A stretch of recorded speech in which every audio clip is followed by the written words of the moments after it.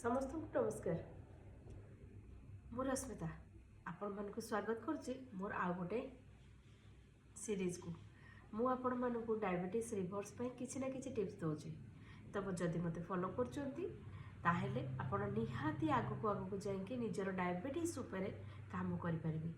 आज गोटे सुंदर सा टिप्स देबी आपण ताकू फॉलो करंतु आ निजर डायबिटीज रे ड्रास्टिकली चेंज को नेचुरल प्रोसेस रे आपण केमिति रिवर्स करिवे तार गोटे स्टेप आगु को जाई परिबे। केमिति जानिचंती चलंतु जानिबा। नेचुरली आमे केमिति आम भितरु मेटाबॉलिक डिसऑर्डर को कंट्रोल रे करि परिबा, आम सुगर लेवल को कंट्रोल करि परिबा।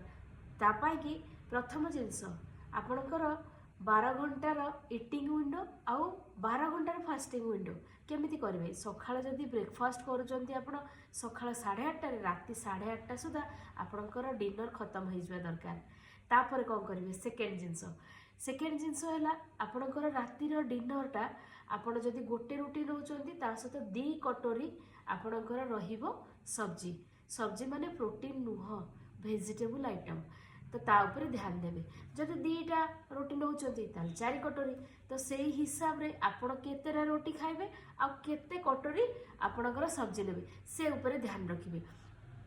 सेकेंड टिप्स गला। थर्ड टिप्स आपण आपणकर डिनर खत्म कला परे 30 मिनिट रो वॉक निहाती रखंतु। कोआड़े ना कोआड़े कि बाहर को जदि न जाई पारछंती निज घर भीतर भी किछि काम करंतु किंबा चालंतु ताहेले आपनको बहुत बढ़िया से निद आसीबो, आपणकर बहुत बढ़िया निद हबो आ आपणकर डायबिटीज रे भी कंट्रोल आसीबो। Thank you.